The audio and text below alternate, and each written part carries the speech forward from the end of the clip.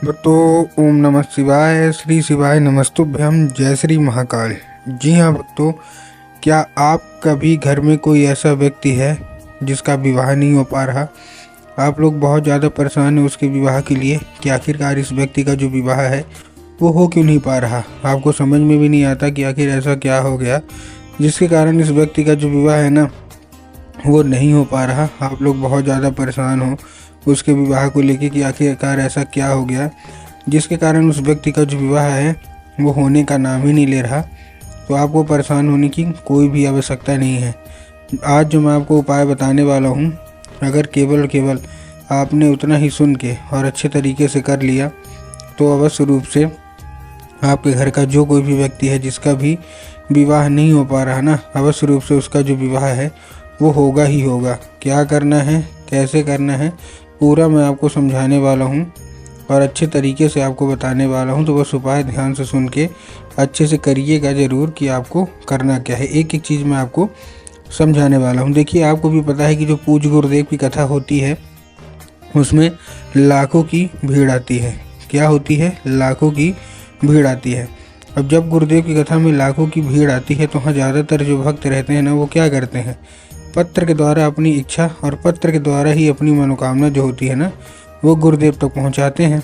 तो अभी गुरुदेव की कथा चल रही थी, आज से 4 से 5 महीना पहले की बात है। क्या हो रही थी? गुरुदेव की कथा चल रही थी। अब जब गुरुदेव की कथा चल रही थी तो वहाँ क्या हुआ, लाखों में भीड़ आई। अब जब वहाँ लाखों में भीड़ आई तो वहाँ ज़्यादातर जो भक्त थे ना, उन्होंने क्या किया, पत्र के द्वारा अपनी इच्छा और पत्र के द्वारा अपनी जो मनोकामना थी ना वो गुरुदेव तक पहुंचाई।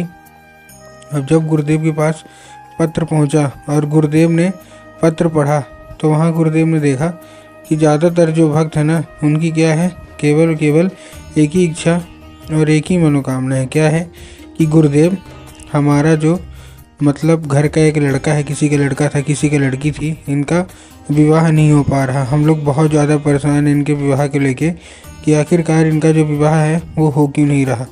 हम बहुत ज़्यादा परेशान भी हैं कि आखिर ऐसा क्या हो गया जिसके कारण इस व्यक्ति का जो विवाह है ना वो नहीं हो पा रहा। हर एक चीज़ सही चल रही होती है, हर एक चीज़ ठीक चल रही होती है, लेकिन अंत में आगे कुछ न कुछ ऐसा होता है जिसके कारण उस व्यक्ति का जो विवाह है ना वो होते होते रह जाता है। कृपया करके कोई उपाय बता दीजिए ताकि उस व्यक्ति का जो विवाह है वो अच्छे तरीके से हो जाए।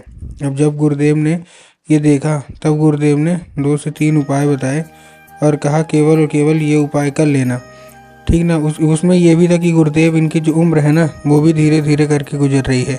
कोई 30 साल का हो गया, कोई 35 साल का हो गया, कोई 40 साल का हो गया, मतलब तरह तरह की सबकी अपनी अपनी उम्र है तो वो बीतती जा रही थी। तभी गुरुदेव ने उपाय बताया और कहा केवल और केवल ये उपाय कर लेना। जो कोई भी व्यक्ति है, जो कोई भी समस्या है, जिसका भी विवाह नहीं हो पा रहा ना, अवश्य रूप से उसका जो विवाह है वो होगा ही होगा। अब जब गुरुदेव ने उपाय बताया तो लोगों ने जा जाके इस उपाय को घर में करना शुरू कर दिया। अब जैसे ही लोगों ने जा जाके इस उपाय को घर में करना शुरू कर दिया, वही लोग गुरुदेव की कथा में मात्र 1 से 1.5 महीने के बाद वापस आए। अब जब वही लोग गुरुदेव की कथा में वापस आए तो उन्होंने क्या किया, फिर से एक बार गुरुदेव को पत्र लिखा। लेकिन ये वाला जो पत्र था ना, ये गुरुदेव को धन्यवाद के रूप में पत्र था कि गुरुदेव धन्य हो आपका, आपके द्वारा बताया गया उपाय हमने कर लिया है, हमारी सारी इच्छा और सारी जो मनोकामना थी ना वो पूरी हो गई है। आपका कोटि कोटि धन्यवाद। आपने जो उपाय बताया था उसके कारण हमारी सारी इच्छा मनोकामना पूरी हो गई है और ये केवल और केवल आपके द्वारा बताए गए उपाय के कारण ही हुआ। आपका कोटि कोटि धन्यवाद। तो देखिए, जो लोग मेरी आवाज़ अभी सुन रहे हैं ना, अगर आपको भी जानना है कि आखिर ऐसा कौन सा उपाय है जिसको करने मात्र से इच्छा मनोकामना जो है वो पूरी हो जाती है, तो चलिए हम बताते हैं आपको आज की इस वीडियो के माध्यम से कि आपको करना क्या है। तो बस उपाय ध्यान से सुन के अच्छे से करिएगा ज़रूर। और अगर आपने आज का ये उपाय ध्यान से सुन के और अच्छे तरीके से कर लिया तो अवश्य रूप से मनोकामना पूरी होगी। लेकिन उसके पहले चैनल पे अगर पहली बार आए हैं और आवाज़ मेरी पहली बार सुन रहे हैं तो वीडियो कर दें लाइक और चैनल को भी कर लें सब्सक्राइब, ताकि पूजनीय पंडित प्रदीप जी मिश्रा के रोज़ नए नए उपाय जो कि मैं उनकी कथा से सुनता हूँ, श्रवण करता हूँ, सबसे पहले मैं आपको प्राप्त करा सकूँ। ठीक, तो देखिए, जो हमारा सबसे पहला उपाय है, इस उपाय में आपको करना क्या है। जो हमारा सबसे पहला उपाय है इस उपाय में आपको 3 काली मिर्च और 1 धतूरा, क्या क्या लेना है, 3 काली मिर्च लेना है और 1 धतूरा लेना है। अब देखिए काली मिर्च और काली तिल में ना बहुत सारे लोग कंफ्यूज होते हैं कि काली मिर्च क्या लें कि काली तिल लें। तब गुरुदेव ने साफ साफ बताया है कि आपको क्या लेना है, आपको काली मिर्च ही लेना है। ठीक, काली मिर्च ले लिया। अब काली मिर्च लेने के साथ साथ आपको और क्या चाहिए, 1 धतूरा। ठीक, धतूरा भी ले लिया। अब धतूरा लेने के बाद आपको और क्या चाहिए, देखिए जैसे धतूरा लिया, धतूरा लेने के बाद उसी व्यक्ति के हाथ में जिसका विवाह नहीं हो रहा, उसी व्यक्ति के हाथ में देके उसको कहाँ भेज देना है, सीधा सीधा शिव मंदिर। अब जैसे शिव मंदिर पहुँचेगा, शिव मंदिर पहुँचने के बाद उसको बोलेगा कि दक्षिण दिशा में खड़ा हो जाए और उत्तर की ओर अपना चेहरा कर ले। अब देखिए दक्षिण और उत्तर में ना बहुत सारे लोग कंफ्यूज होते हैं कि दक्षिण क्या है, उत्तर क्या है, हमको थोड़ा साफ साफ बताओ। तब गुरुदेव ने साफ साफ बताया है कि आप जिस भी शिव मंदिर जा रहे हैं ना, उस शिव मंदिर का जिधर साइड जलाधारी होगा आपको अपना चेहरा उधर साइड करके खड़े हो जाना है। ठीक, खड़े हो गए। अब खड़े होने के बाद क्या करना है, आपको एक नाम लेके, कौन सा, महादेव का बहुत ही सुंदर सा नाम है श्रम्भेश्वर महादेव। तो आपको करना क्या है, आपको श्रम्भेश्वर महादेव का नाम लेके और उन्हीं का स्मरण करके आपको चुपचाप क्या कर देना है ना, अर्पित कर देना है बस। पूज्य गुरुदेव कहते हैं कि अगर आपने केवल इतना ही कर लिया ना, तो अवश्य रूप से सारी इच्छा, सारी जो मनोकामना है ना, वो पूरी होगी ही होगी। ठीक, ये था कौन सा, हमारा पहला उपाय। अब हम चलते हैं अपने दूसरे उपाय की ओर। अब देखिए जो हमारा दूसरा उपाय है, दूसरे उपाय में आपको करना क्या है, जो हमारा दूसरा उपाय है, इस उपाय में आपको करना क्या है, सिंपल से मैं आपको बता रहा हूँ।